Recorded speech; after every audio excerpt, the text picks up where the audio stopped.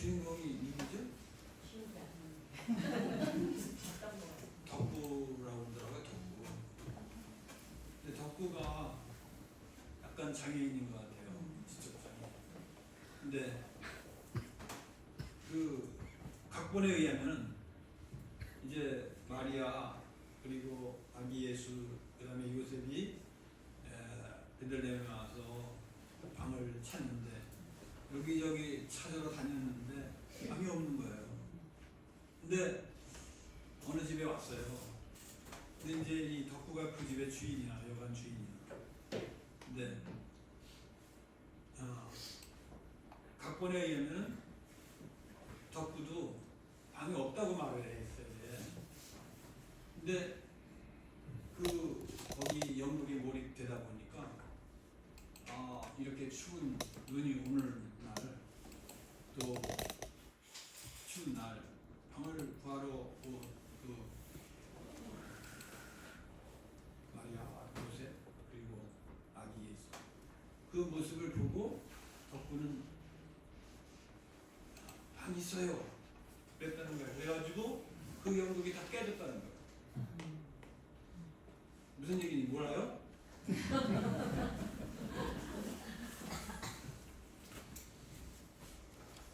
그래서 덕분은 예수님이 너무 불쌍해가지고 방이 없다고 여관 주인으로서 각본에 되어 있는데 이 지적장애인 덕분은 방이 있으니까 어서 들어오세요 라고 말했더라고요. 오늘 찬양을 들으니 덕구 생각도 나고 또 뭐 그 성극 빈방 없어요? 제목이 그거였던 것 같아요. 그런 생각도 났습니다. 말씀 전하기 전에 여러분들과 함께 그 찬양과 관련해서 말씀드리겠습니다. 여러분들 저는 이 고난 속에 빛나는 수문 같은 신앙이라는 이 설교를 준비하면서 우리 주위에 정말 고난당하는 사람은 이렇게 생각하면서 사실 이 설교를 준비했습니다. 사실 우리는 이 성탄 시즌에 고난을 당하는 그 사람들을 다시 한번 살펴보면서 따뜻한 그 사랑을 함께 나누는 그런 의미에서 설교를 했습니다. 사랑하는 여러분, 오늘로써 우리는 대강절 3주째를 맞고 있습니다. 여러분의 삶 가운데 하나님의 은혜와 축복의 잔이 넘치시기를 주님으로 축복합니다. 우리는 오늘 이 거룩한 주일 아침에 하나님의 말씀으로 은혜를 나누고자 합니다.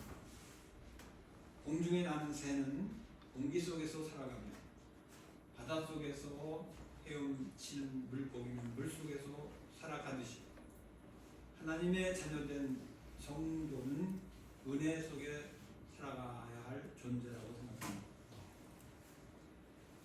공중의 새가 공기 없이는 살 수 없고 바다의 물고기도 물이 없이 살 수 없듯이 성도는 하나님의 은혜 없이는 살 수 없는 존재라고 믿습니다.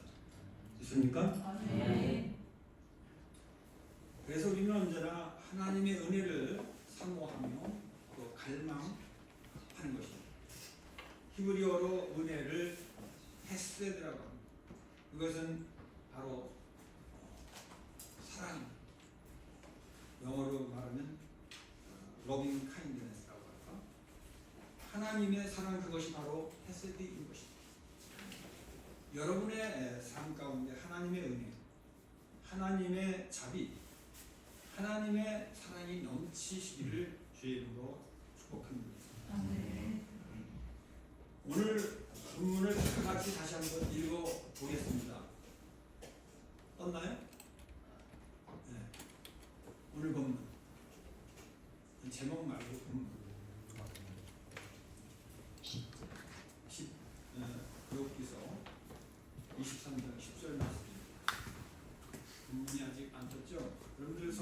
다 하고 계시죠?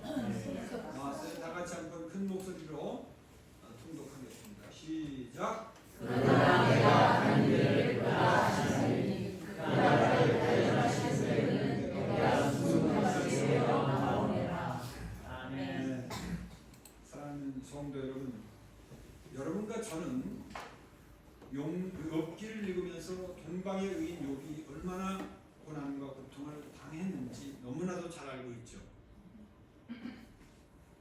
욥기 1장 1절에 보니 그는 우스 땅에 살았으며 온전하고 정직하여 하나님을 경외하여 악을 떠난 사람이었습니다. 그러나 그는 이루 말로 다 표현할 수 없는 엄청난 고난과 고통을 당했습니다. 욥기 1장 8절에 보니 하나님께서 사탄에게 네가 내 종 욥을 주의하여 보았느냐? 그와 같이 온전하고 정직하여 하나님을 경외하며 악에서 떠난 자는 세상에 없느니라 라고 말씀하실 정도로 그는 당대의 동방 사람들 중에서 가장 의로운 사람이었습니다. 그렇게 의롭고 훌륭한 사람이 왜 그렇게 수많은 고난과 고통을 당하지 않으면 안 됐을까? 이 문제는 오늘날 왜 그리스도를 믿는 신실한 그리스도인들이 고난과 고난을 고통을 당하는 것일까? 오히려 악한 사람들이 더 잘 되고 하나님 말씀대로 의롭게 살려고 하는 사람들이 더 힘든 이러한 부조리와 이 모순과 이 이율배반을 우리는 어떻게 해석해야 하는가 라는 문제와 직결되는 사항이라고 생각을 합니다. 저는 대강절 첫째 주일 오늘 아침에 여러분들과 함께 동방의 의인 욥의 신앙을 세 가지 관점에서 살펴보면서 피차 은혜를 나누고자 합니다. 첫째로 순금 같은 그 신앙은 단련된 후에 나오는 법입니다. 본문에 보면 욥은 다음과 같이 말했습니다. 나를 단련하신 후에는 내가 순금과 같이 나오리라. 그렇습니다. 하나님께서 사탄에게 욥의 생명 밖의 모든 소유물을 맡기심으로 말미암아 욥의 자녀들이 모두 죽고 욥의 재산이 다 사라지고 그의 세 친구들은 욥을 비난하고 누구보다도 자신을 믿어줘야 할 자신의 아내마저도 욥을 배반하고 하나님을 욕하고 죽으라고 저주하는 지경에까지 이르렀습니다. 심지어 그의 온 몸에 피부병이 생겨 가려워 죽을 지경이 되었으며 그 극심한 가려움증을 해소하기 위해 잭 가운데 앉아서 질그릇 조각을 갖고 그의 몸을 긁어야만 했습니다. 그 결과 욥은 자신이 이 땅에 태어난 것을 저주하고 한탄했습니다. 그는 이렇게 말했습니다. 어찌하여 내가 태에서 죽어나오지 아니했던가? 어찌하여 내 어머니가 해산할 때 내가 숨지지 않았던가? 어찌하여 무릎이 나를 받았던가? 어찌하여 내가 젖을 빨았던가? 욥은 이러한 재앙이 그에게 다가오자 다음과 같이 또 고백했습니다. 내가 두려워하는 그것이 내게 임하고 내가 무서워하는 그것이 내게 미쳤고 나에게는 평온도 없고 안일도 없고 휴식도 없고 다만 불안만이 있구나. 그러나 욥은 하나님을 원망하지 않았습니다. 그는 그의 종들이 와서 계속해서 연달아 그의 가족과 소유물에 닥친 재앙을 보고 할 때 겉옷을 찢고 머리털을 밀고 땅에 엎드려 경배하면서 이렇게 고백했습니다. 내가 모태에서 알몸으로 나와 싸운즉 또한 알몸이 그리로 돌아가올지라. 주시니도 여호와시요 거두시니도 여호와시오니 여호와의 이름이 찬송을 받으실지라. 아멘. 이러한 고난과 고통과 재앙 속에서 욥은 범죄치 아니하고 하나님을 향해 원망치도 아니했습니다. 사랑하는 힘나무 교회 성도 여러분, 욥은 이러한 고난과 고통과 슬픔과 재앙 속에서도 하나님에게 원망하거나 불평을 하지 않았습니다. 오히려 하나님께 예배와 찬양을 드렸습니다. 오늘 우리가 합독한 본문과 같이 내가 가는 길을 그가 아시나니 그가 나를 단련하신 후에는 내가 순금같이 나오리라. 내가 순금같이 나오리라 고백했습니다. 만약에 우리에게도 이러한 재앙과 고난과 고통과 위기가 찾아온다면 우리는 어떻게 해야 할까요? 만약 우리에게도 욥과 같은 두려움과 불안과 슬픔이 올 때 우리는 어떻게 해야겠습니까? 하나님을 원망해야 합니다. 또 나를 낳아준 부모를 원망해야 하겠습니다. 아니면 나라를 탓해야겠습니다. 아니면 환경을 탓해야겠습니다. 또 그러면서 왜 하필이면 나야? 하고 분노해야겠습니다. 세월이 많이 흘렀지만 목사인 저도 하나밖에 없는 아들이 군대 입영할 날을 며칠 안 남기고 희귀병으로 먼저 하늘나라로 갔을 때 왜 하필이면 우리 아들이야? 왜 하필이면 우리 가족이야?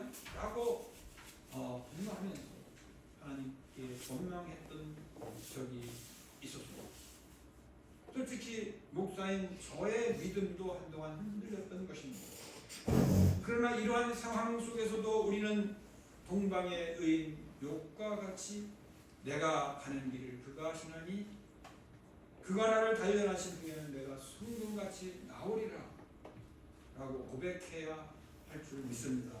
네, 저는 이런 고백이야말로 진정한 신앙의 고백이라고 생각합니다.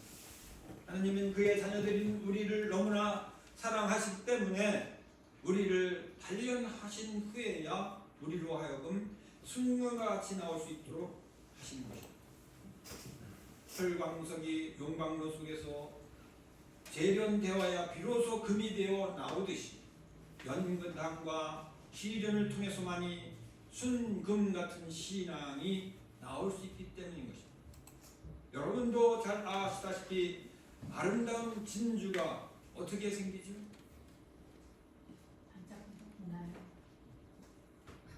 우리 문정 부인이 뭐라고 그랬는데 잘 이해가 안 갑니다. 반짝반짝 빛나는 것이 진주인지는 아는데 그럼 그 진주가 어떻게 그 바닷속에서 생겨나는지 아셔요? 조개 속에 그 이물질이 들어가서 모래 같은 것이 들어가서 돌가루 같은 것이 들어가서 거기서 그것을 이겨낸 그 살덩어리가 진주가 된다는 것을 여러분 중에 모르시는 분이 누가 있겠어요? 김연희 권사님 아시죠? 그럼 진주 갖고 계세요? 있을 것 같은데. 사랑하는 성도 여러분. 그래서 우리의 그 승금 같은 신앙도 단련이 필요하고 또 시련이 필요하다는 것입니다. 하나님께서 그렇기 때문에 그런 것들을 허락하시는 것입니다. 여러분, 그래서 사도 바울도 우리가 환난 중에도 줄고 하나님 이는 환난 인내를 인내는 연단은 소망을 이루는 줄 알미로다라고 선포한 줄 믿습니다. 그렇습니다. 고난과 재앙이 우리로 하여금 하나님께 더 가까이 나아갈 수 있도록 도와주는 줄로 믿습니다. 바라건대 성도 여러분이 지금 경험하는 고난과 또 고통을 오히려 신앙 성장과 또 신앙 성숙의 기회로 저나 위복의 기회로 삼으실 수 있기를 주의 이름으로 축복합니다. 그리고 이제 두 번째로 순금 같은 신앙은 변하지 않는 신앙입니다. 변질되지 않습니다. 얼마 전만 하더라도 금값이 하늘 무르듯이 높은 줄을 무르듯이 치솟았죠. 사람들 말하는 거의 한 돈에 얼마?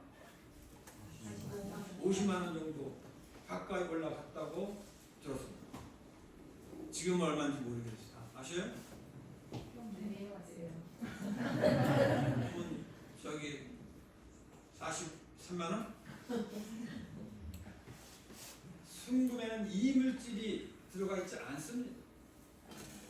순수할 뿐만 아니라 변하지 않는다는 특징도 갖고 있습니다.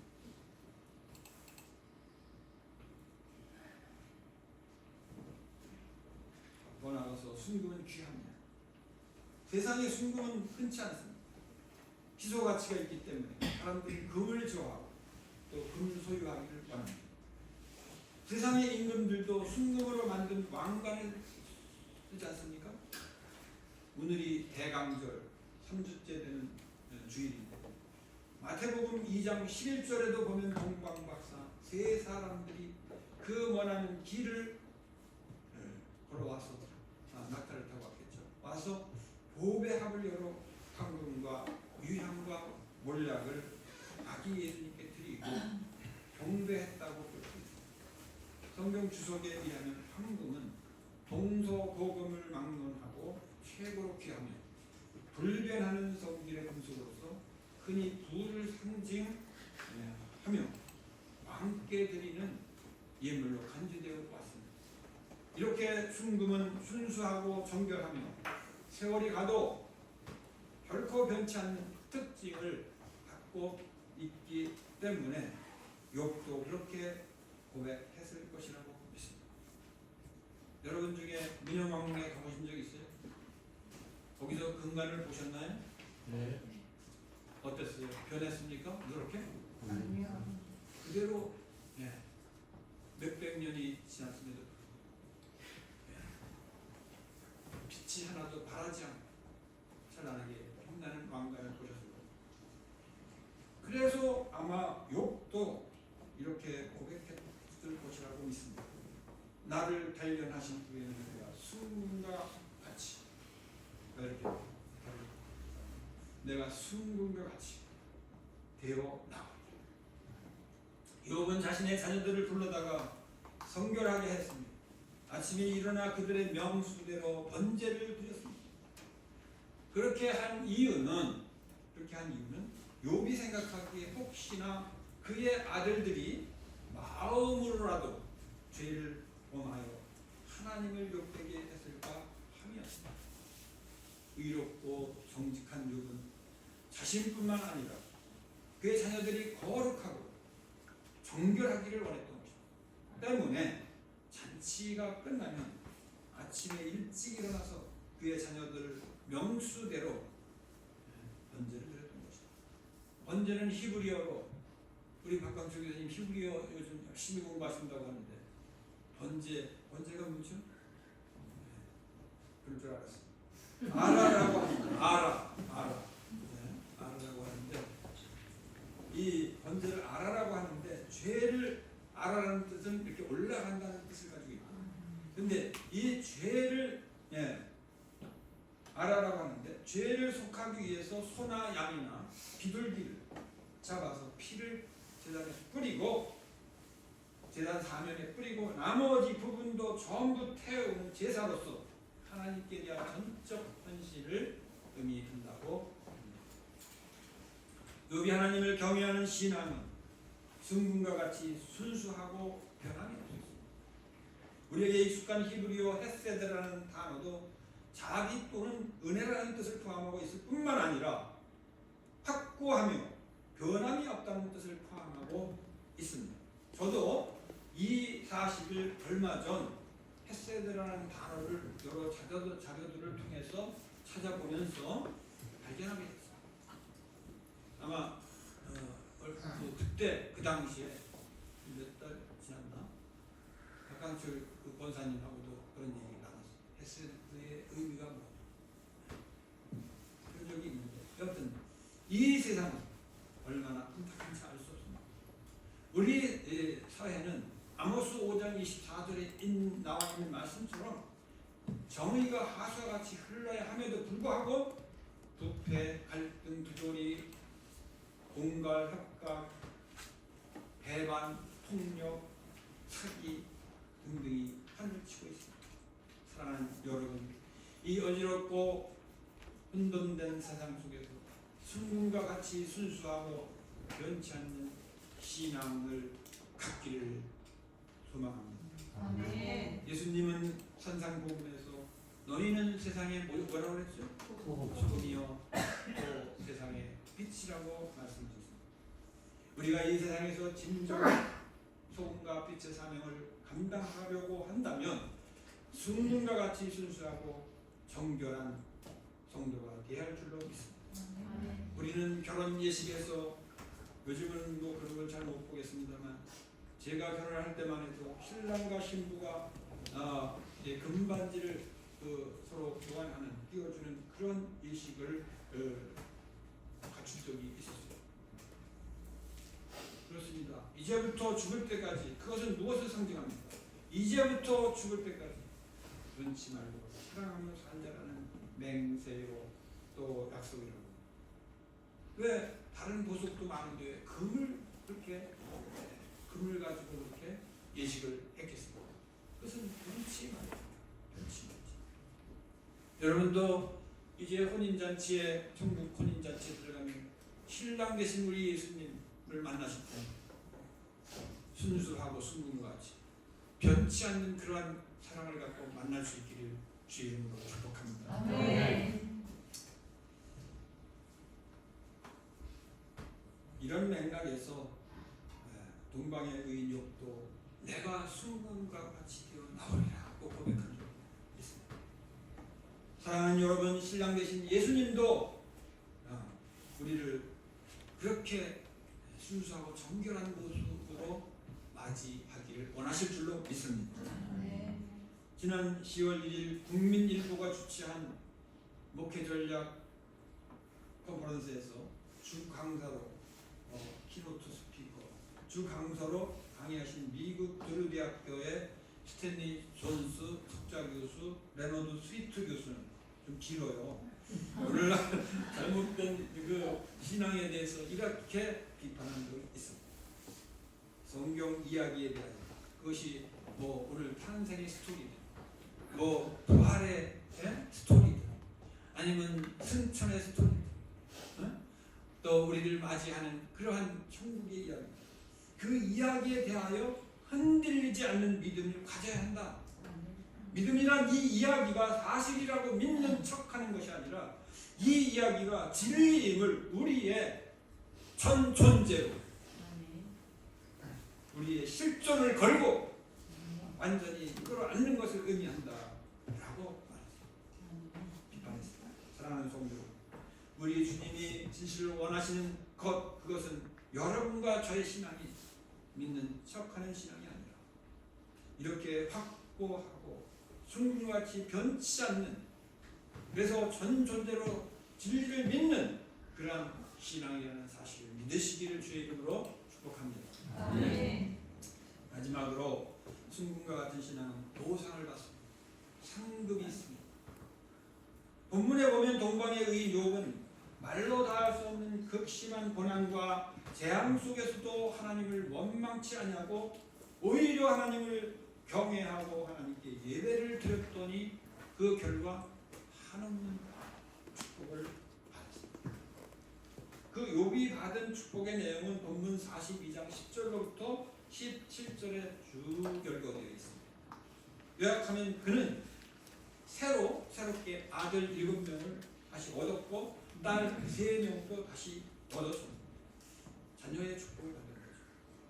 또 그는 재산의 축복도 받았는데 양 1만 4천 마리와 낙타 6천 마리와 소 1,000결이와 암나귀 1,000마리를 얻게 되었습니다. 그는 재산의 축복을 받았습니다. 그는 그 후에 140년을 더 살았어요. 다시 말해서 그는 건강 회복과 장수의 축복을 누렸습니다. 본문 42장 16절에 보면 아들과 손자 4대를 보았다고 했습니다. 특히 본문 42장 10절에 보면 성경은 여호와 하나님께서 욥의 곤경을 돌이키시고 욥에게 이전 소유보다 갑절이나 더 많이 주셨다고 증거하고 있습니다. 제가 한번 따져봤어요.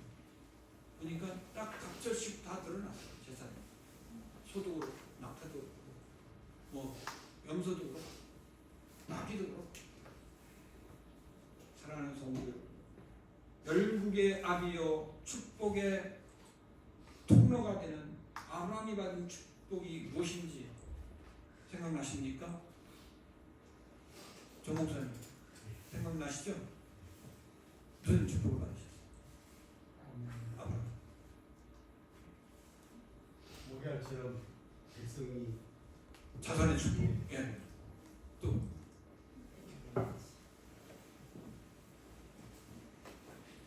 다 알면 안 되죠. 땅의 축복 받으셨고 또 아브라함은 무엇보다도 가장 보배로운 믿음의 축복을 받은 줄로 믿습니다. 그래서 우리는 그를 믿음의 조상이라고 부르지 않습니까? 문재영 자매님 그런 아브라함 같은 믿음 가지시기를 주의 이름으로 축복합니다. 아멘. 이은경 집사님 네. 빨리 그런 믿음 갖고 권사님 되시기를 기도하겠습니다. 아멘. 믿습니다. 감사합니다. 뭐 우리 최영경 권사님 오늘 신임 투표를 거쳐서 이미 그런 믿음을 가지셨기 때문에 장로님 되실 줄 믿습니다. 아멘. 만군의 주 여호와 하나님은 그에게 땅의 축복과 자손의 축복과 믿음의 상징적인 축복을 주셨습니다. 여러분이나 저도 순금 같은 신앙으로 말미암아 이런 축복을 누릴 수 있기를 축복합니다. 아멘. 예수님도 뭐라고 그러셨습니까? 마가복음 10장 29절로 30절에 보면 이렇게 말씀하셨습니다.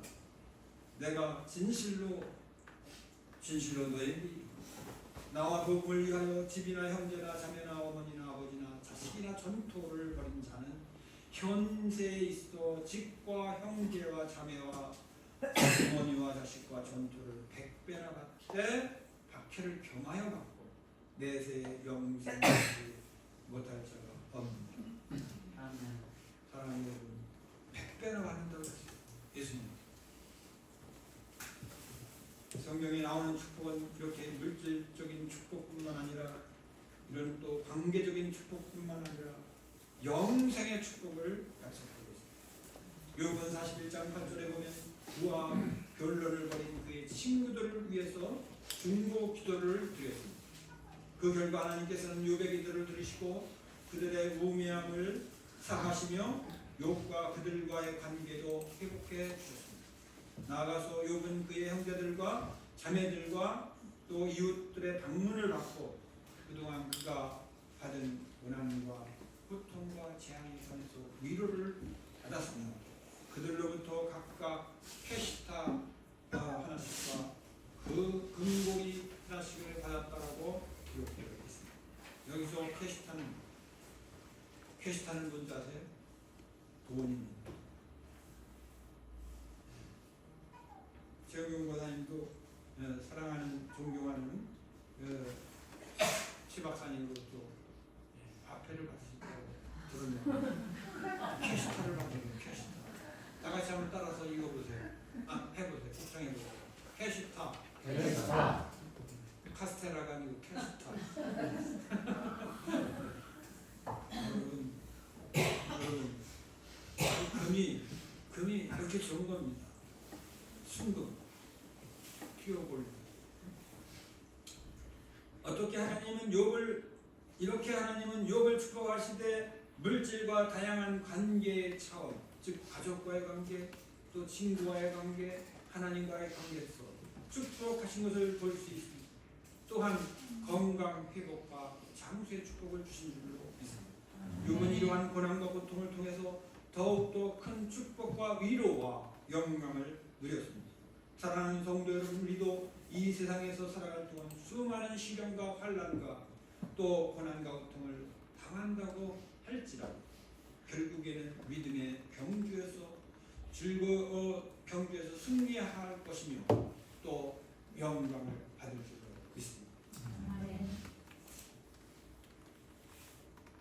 우리 모두는 이제 승리자가 될 것이고 영광의 자리에 주님과 더불어 올라가서 영화롭게 될 줄로 믿습니다. 우리 구원의 단계를 보면 어떻게 됩니까? 저 믿지 않는 그 단계에서 하나님을 영접하고 회심하는 그 단계, 그리고 성화를 거쳐서 성결해지는 단계, 그 성결해진 단계에서 더 나아가서 영화로운 단계로 우리가 구원을 받는 것 아니겠습니까? 이스라엘 백성이 출애굽을 해서 홍해를 건넜습니다. 또 나아가서 가나안 땅 근처에 와서는 요단강을 건넜습니다. 이것은 바로 그들이 오늘날로 말하는 회심을 경험한 것이고, 그 다음에 뭡니까? 성교를 경험했다고 볼 수 있는 것입니다. 이러한 과정을 거쳐서 우리는 영화의 단계, glorification, 거기까지 나갈 수 있는 줄로 믿습니다. 사랑하는 여러분, 히브리서 기자는 무릇 징계가 당시에는 즐거워 보이지 않고 슬퍼 보이나 후에 그로 말미암아 연단받은 자들을 의와 평강의 열매를 내는다고 했습니다. 또 복음을 전하면서 수없이 많은 매를 맞고 감옥에 갇히고 순환을 당했던 그 사도 바울도 이렇게 고백하지 않았습니까? 나는 선한 싸움을 싸우고 내 달려갈 길을 마치고 믿음을 지켰으니 이제 부르는 나를 위하여 의의 멸관이 예비되었습니다. 주 의로우신 재판장이 그 날에 내게 주실 것이며 내게만 아니라 주의 나타나심을 사모하는 모든 자에게 돈이라 라고 고백했습니다. 히브리서 기자는 또 더 나아가서 믿음의 주요 또 온전케 하신 예수를 바라보자. 그는 그 앞에 있는 기쁨을 위하여 십자가를 참으사 부끄러움을 개의치 아니하시더니 하나님 보좌 우편에 앉으셨습니다. 사랑하는 여러분, 우리를 위해서 십자가를 지시고 고난을 당하신 예수님의 예표인 욥과 같이 믿음의 경주에서 여러분도 승리하며 사선의 축복, 물질의 축복, 그리고 장수의 축복을 누릴 수 있기를 바랍니다. 할렐루야. 할렐루야. 우리 예수 그리스도를 본받아 고난과 고통을 극복하고 하나님의 보좌를 향해서 순결한 모습으로 나아갈 수 있기를 기도합니다. 말씀을 맺고자 합니다. 사랑하는 여러분, 오늘 저는 이 시간에 여러분들과 함께 욥기에 나오는 그 말씀들 중에서 23장 10절 바로 고난 속에 그 말씀을 바탕으로 고난 속에 빛나는 순금 같은 신앙이라는 제목을 가지고 하나님의 은혜를 나누고자 했습니다. 은혜 받으셨습니까? 네. 순금은 흔치 않고 정말 귀합니다. 우리 집사람한테 순금을 줘야 되는데 아직도 순금을 못 줘가지고 빚진 자의 심정으로 아까 유혜정 선생님이 와서 확인을 해보더라고요. 우리 집사람 손가락 이런 데로 이거 순금이죠? 그래. 제가 얼굴이 빨개져가지고 순금이 아니고 18kg. 크리스마스 때 주세요. 문정하면도 순금을 준비해서 정말 이제 순금 같은 신앙으로 예수님을 맞이할 수 있기를 바랍니다. 아멘. 순금 같은 신앙은 결코 변질되지 않습니다. 순금 같은 신앙은 정말 귀합니다. 또한 상급이 있습니다. 그러므로 지금 이 땅에서 우리가 예수 그리스도의 제자로서 살아가는 동안 수많은 고통, 고난, 환난, 시련, 협박을 경험한다 할지라도 순금 같은 신앙을 지키면, 정금 같은 신앙을 지키면 하늘나라에서는 물론이요 이 땅에서조차도 하나님의 축복을 넘치도록 받는다는 사실을 믿으시기 바랍니다. 이와 같은 맥락에서 시편 기자도 다 따라서 해보겠습니다. 고난 당하는 것이 내게 유익이라. 이로 말미암아 내가 주의 윤례들을 배우게 되었느니라. 그렇게 고백한 줄로 믿습니다. 여러분과 저의 신앙도 욥의 신앙처럼 단련된 후 더욱 빛나는 순금 같은 신앙 될 수 있기를 축복하며 또 기도합니다. 기도하겠습니다. 사랑이 많으시고 은혜로우신 하나님 아버지, 오늘 이 아침에 우리는 순금같이 정결하고 변치않는 견고한 신앙이 얼마나 큰 축복과 영광을 불러오는지를 살펴보았습니다. 이러한 축복과 영광은 진공 속에서 우연히 나오는 것이 아니라 모진 고난과 고통과 재앙 가운데서 단련된 후에 나온다고 하는 진리를 깨닫게 해주셨으니 감사드리옵니다.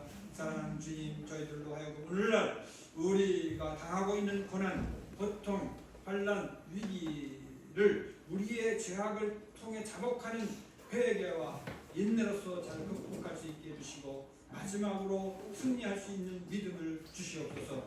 우리 모두가 믿음의 경주에서 승리하게 하옵시고 영광스러운 멸류관, 의의 멸류관을 받게 하여 주시옵소서. 쓰게 하여 주시옵소서. 꾸준히 하나님의 은혜 안에 거하게 하시고 하나님의 말씀에 전적으로 순종하게 하여 주옵소서. 그리하여 작은 예수로서 복음의 증인들이 되게 하여 주시옵소서. 믿는 척만 하는 명목상 그리스도인이 아니라 전 존재로 진실하게 주님을 영접하고 주님을 따라가는 참 제자가 되게 하여 주옵소서. 이 모든 말씀을 주 예수 그리스도의 이름 받들어 기도하옵나이다. 아멘.